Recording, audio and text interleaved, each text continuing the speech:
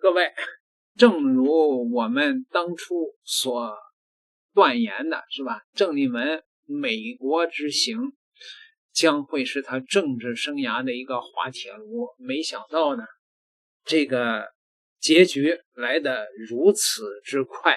韩国瑜来美国呢，见了40多位议员，比郑丽文不知道层次高到哪里去了，是吧？那而且台湾的一些名嘴谢寒冰包括一些政治观察家都已经断言郑丽文2028年没戏了，现在就出局了邱毅先生也是痛批郑丽文所谓的欧盟模式，不知道脑子里装了些啥好吧，我们来看看现在郑丽文是个什么反应吧。我觉得中国的网友说的有道理，说郑丽文简直是不装了呀。国民党官网25日又发了一篇有关郑丽文的文章，标题为郑丽文主席的两岸主张，外交与贺组并行才能真正降低台海冲突风险。好家伙，什么叫台海冲突郑丽文的立场就是这个要决一死战，奋起抵抗就是大陆的武统台湾，他要贺组。郑丽文降低台海冲突翻译成大白话也就是阻止武统台湾。那么郑丽文妄想如何阻止武统台湾呢？一是增强台湾的武力，即所谓的贺组大陆；二是通过外交对话，用所谓的和平拖延。中国大陆的网友说，郑丽文你这是白日做梦对于郑丽文的美国之行的这种丢脸他自己是这么说的：韩国瑜是美国政府的正式邀请，当然要高规格对待，没有什么好比较的。在美国真正有影响力的不是只有华府的官员。他是在6月26号接受电视政论节目大新闻大爆挂的专访说的这句话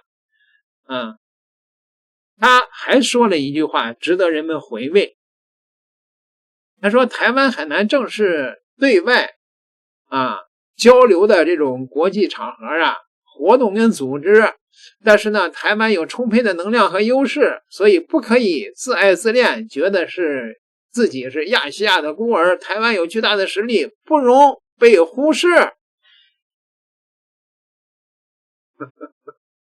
好吧，这个郑丽文在台湾的岛内也遭受到了来自于统派的和来自于民进党的一块的这种嘲讽和批评。确实太高看自己了吧。那么郑丽文呢，其实他的野心呢是2028他来上，可是呢美国之行彻底的葬送了他的这个2028的小念头韩国瑜如火如荼在美国进行，所以你怎么看韩国瑜？当然大家都知道卢秀燕是受邀，韩国瑜也是受邀，是。那可是这样对比起来，郑丽文就比较勉励了。那可是就说以双方这样的一个进程虽然韩国瑜还走在途中，可是所有的政治效益都用韩国瑜来碾压郑丽文。所以我早就说了，就是很多人都说郑丽文这次去美国就接受到的这个规格好像并不怎么样。那在这种状况下，会不会影响到年底的选战什么东西？我当时就讲根本不会有什么影响。为什么？因为大家很快就忘记。那很快就忘记了。对啊，因为很简单嘛，一个盖一个，一个带一个嘛。那大家现在都看到你郑丽文说你之前见9个议员，然后还有1个没来不及见到，但是有通话，所以总共10个嘛。人家韩国瑜一次就是40几个。那要比什么？对啊，这个而且裴洛西还来了，对不对？然后议长也来了，对，所以这个我老讲拿韩国瑜跟郑丽文比是完全不能比。为什么？因为韩国瑜本来位阶就比郑丽文高，郑丽文只是在野党的领袖而已，韩国瑜是立法院院长，是最高民意机关的首长，所以他是我直接讲，韩国瑜是能够见到美国官员最大的官。因为再上去，所以在这种状况下，韩国瑜已经是我们在美国所能够接受到最高规格的正式官员，所以他的规格最高一点都不奇怪。议长，而且国会是统包了，那不管什么党派，美国人这次会邀请他去。那当然，一方面美国250周年嘛，那他希望大家来共襄盛举，而且更重要的就是说，他不可能邀请台湾的正式官员去，所以他只能邀请民意机关的人，这个在会比较好说话。那韩国瑜去受到的接待绝对是高规格的接待。那在这种情况下，另外一个原因就是美国也认知到立法院过去8年都是民进党说了算，可是现在情况已经不一样。现在在野党，大家经过这2年，美国人大概也看清楚了，不是你执政党要过什么就可以过了，所以他也必须要去笼络在野党。那韩国瑜我觉得他有一点做得不错，就是不管你以前怎么看他。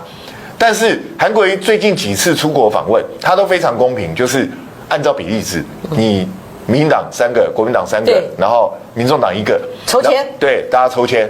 那当然这次他有指定陈冠廷啊，对啊，那他去的时候也不会说啊，只特别把国民党的人放在比较重要的位置干嘛？不是，他都轮流的，而且非常公平，让大家都有发言的机会，也都有见到外宾的机会。所以据我所知，连民进党的人过去对他颇有微词。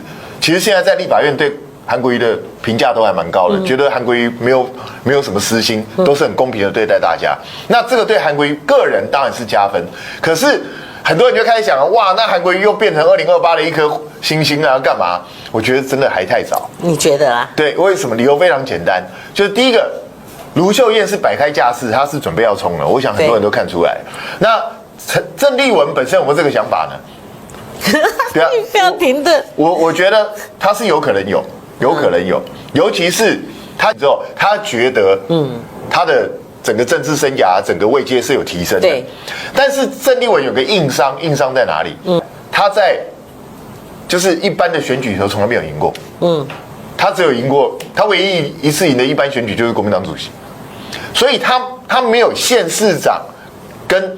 就是区域立委的经历，他有不分区立委的资历，但是他没有区域立委的资历，所以过去你说这样子完全几乎一片空白，然后上来的人有没有？有，蔡英文就是，但蔡英文当过政府官员，蔡英文当过陆委会主委，对，所以如果我们单纯就资历经历来讲，蔡英文都还比郑丽文要强。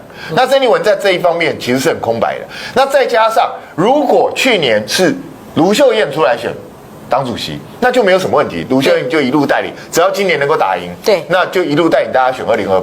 可是现在不是卢秀燕当党主席，是郑丽文的话，抱歉，郑丽文对党内的统御力量没有这么强。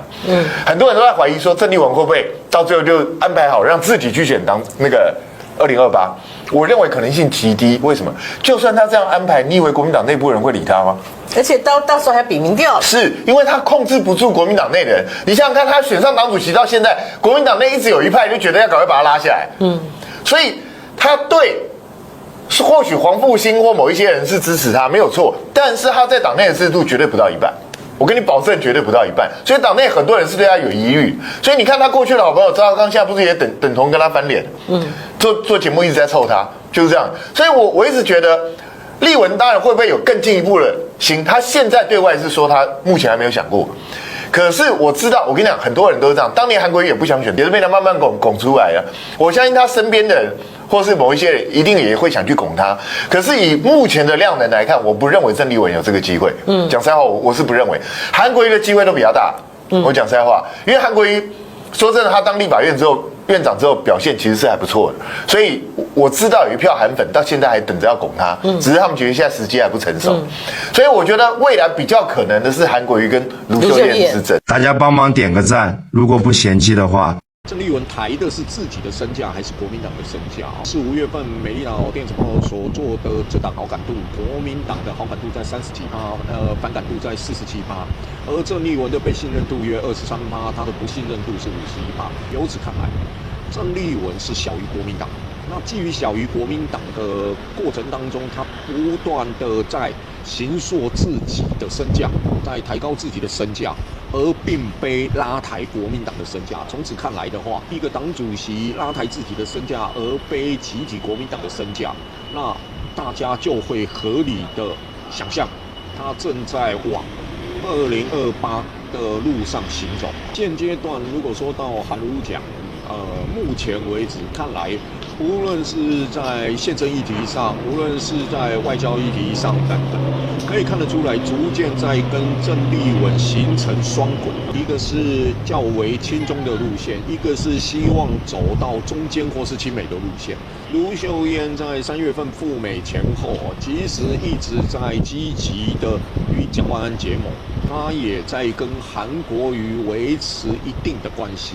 如果对2028有所期待的话，那大概非党务系统的一些人，也就不是掌控在党务系统，其实最担心的一件事是郑丽文的党权，因为党权握在手上，我们从吴敦义到朱立伦，韩国瑜碰到郭台铭，到侯友宜又碰到郭台铭，一个党主席在处理事务上面，会影响到整个提名人的未来走向，所以基于2028的人，一定是第一个想到的不仅是路线，第二个还有立委的党权该怎么应付。大家好，昨天很忙，再加上身体不大舒服，所以没有帮大家录视频。今天要来跟大家谈一个目前被热议的议题，就是欧盟模式。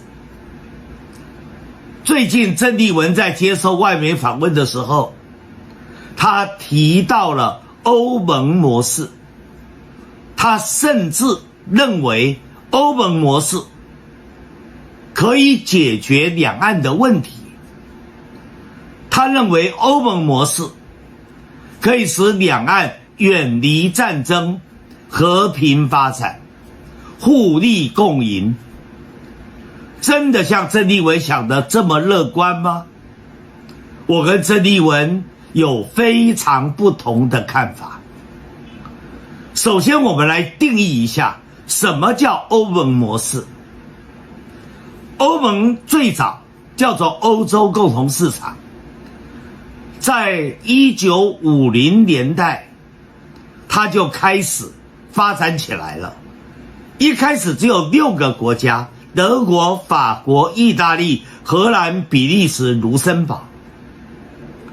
到了最巅峰的时候，它有28个会员国，可是后来英国选择退出，现在有27个会员国，后面还有一些国家排队的，争取要进入欧盟，像是乌克兰，像是土耳其。欧盟基本上它不是一个统一的国家，它只是许多主权国家之间相互的整合，相互的协调，所以它视为一个统合的整体，而不是一个统一的大欧洲。欧盟模式真的能用到两岸之间吗？如果欧盟模式用到两岸之间，恐怕第一个反对的人就是大陆的人民。为什么？我来跟大家归纳几个重要的理由吧。第一个，欧盟基本上它的成员都是主权独立的国家，即使我们现在把欧盟缩小到两德的统一，两德的统一一开始东德西德都是主权独立的国家，后来终于达到了东西德的整合，成为一个整体的德国。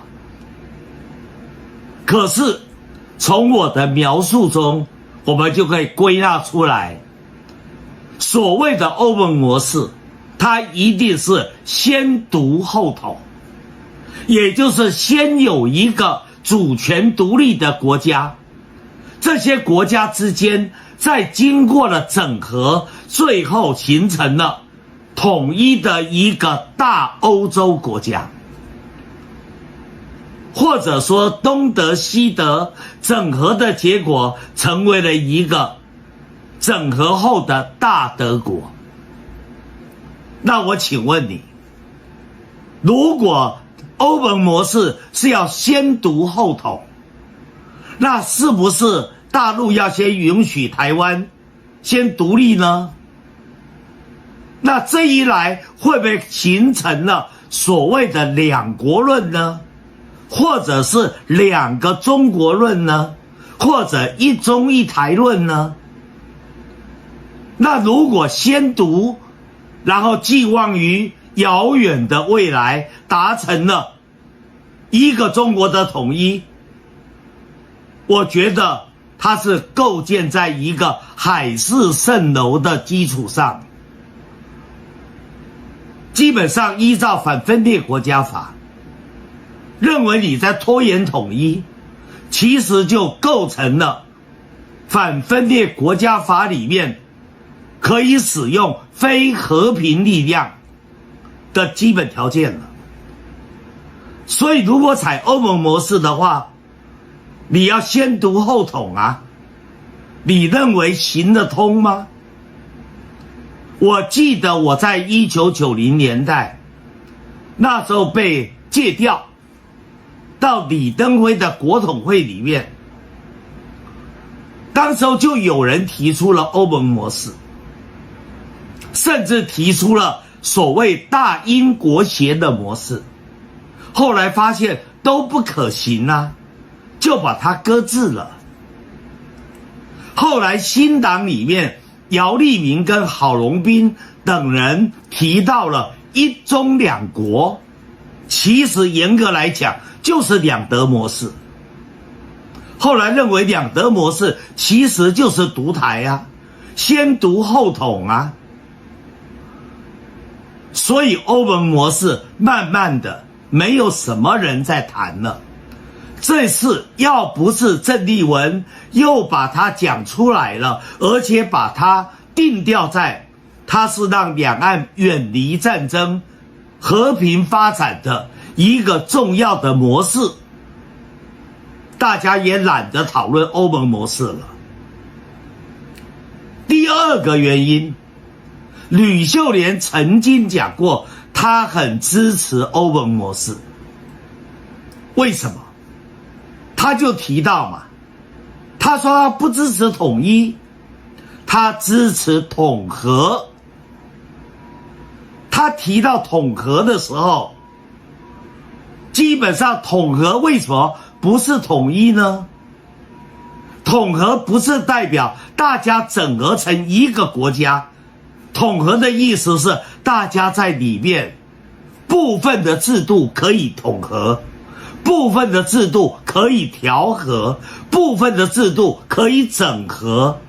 打个比方吧，像欧盟的模式里面，一开始是关税的部分大家统合了，所以在欧洲共同市场里面的国家可以免关税，让货品自由流通。好，接着第二个阶段叫自由贸易区，就像是现在北美美加墨，现在马上7月1号，美加墨的自由贸易协定要重订了。但是现在在川普的干扰之下，美加墨的自由贸易已经变调了。原来美加墨自由贸易是告诉你，除了货品自由流通以外，连生产要素也可以自由流通。但是现在的欧盟基本上是可以生产要素自由流通的，所以不是产生了各国要不要接受移民的问题吗？其实就涉及到生产要素的自由流通嘛。那另外的欧盟的第三个阶段就是达成了货币制度、金融制度的统一，所以才会有所谓的欧元啊。欧元区的意思就是欧洲统合出来一个大家所共同接受的货币。所以统合不是统一。你说如果两岸之间采取欧盟模式，那就是摆明两岸不要统一啦，就是摆明两岸做到统合就可以啦。那两岸要统合什么意思？那就是两岸之间自由贸易，两岸之间人员相互往来，两岸之间重要的像稀土、像钨矿等等的重要的矿产也可以自由流通。甚至到最后人民币跟新台币整合出来一个新的货币出来，这个叫做统合啊。你认为统合是我们的目标吗？它根本就不是统一啊，我们要的是统一，不是统合。所以如果说今天提欧盟模式，那摆明了就是不要统一啦，就是要统一拖延下去了。欧盟从1950年代开始就有共同市场，发展到今天也才27个会员国，好多欧洲的国家并没有加入欧盟体系呀。那我要问你啦，今天如果采欧盟模式的话，那开始进行统合，然后说统合以后统一就是目标，那这个统一恐怕是一个遥远的理想而已啊，何时能够统一不知道啊。所以你觉不觉得如果采欧盟模式，它会变成拖延统一的一种诈术，或者叫策略。第三个我要谈的就是欧盟模式，它只是邦联，它连联邦都不是。美国是一个联邦制的国家，好歹美国50个州，大家各个的组成一个美利坚合众国，就是以联邦制度，联邦制度下有联邦的法律，也有各州的法律。但是欧盟制它只做到什么？它只是个邦联。我说过了，在邦联之下，各个欧盟里面的国家都是主权独立的国家，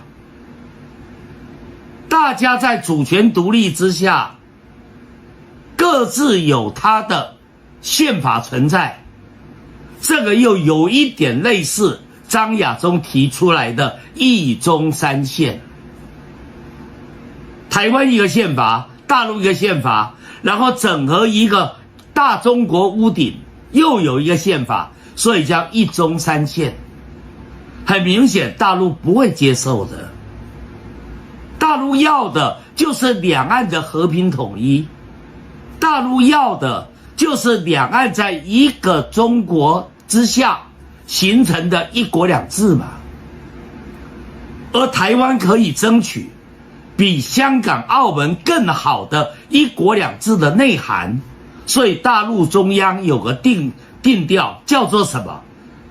叫做两制的台湾方案。两制的台湾方案就是在一国两制的基础下，让两岸之间可以透过协调、透过协商，然后产生的一个具体的适合台湾本土的所谓的台湾方案嘛。可是如果你现在采的是欧盟模式，你知道合联合约可以达到统一的目标，而两岸的统一又是中华民族复兴伟业的基本条件。那两岸没有办法统一了，被你欧盟模式拖下来了，那不是也耽误了民族复兴的脚步吗？这个罪过可就大了。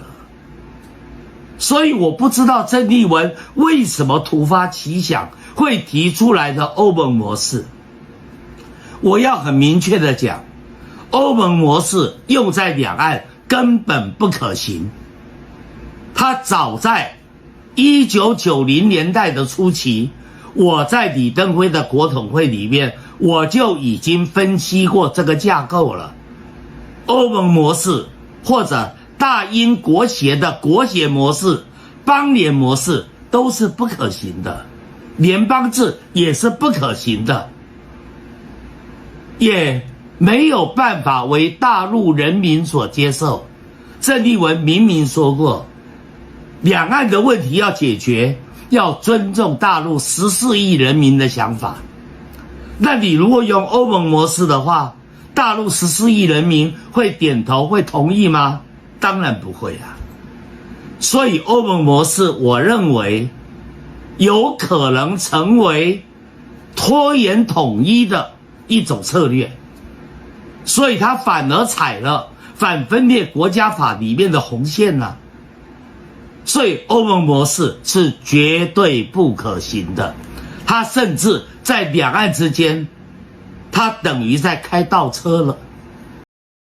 真是不听老人言，吃亏在眼前啊！郑丽文如果当初听了我的当时的判断，那位说你是谁呀？你又不是他的智囊是吧？啊，对吧？他真的来美国，真的成了他的政治生涯的滑铁卢了，真是应了那句话了啊！当然有人说啊，这个郑丽文的转变并不是突然的，而是他本性如此啊。一个人可以在一段时间里来欺骗一部分人，但是不可能在所有的时间里欺骗所有的人。郑丽文是本性暴露而不是因为到访美国反正无论怎么样吧，各位，郑丽文的2028结束了，你们同意吗？点个订阅吧，咱们下集再聊。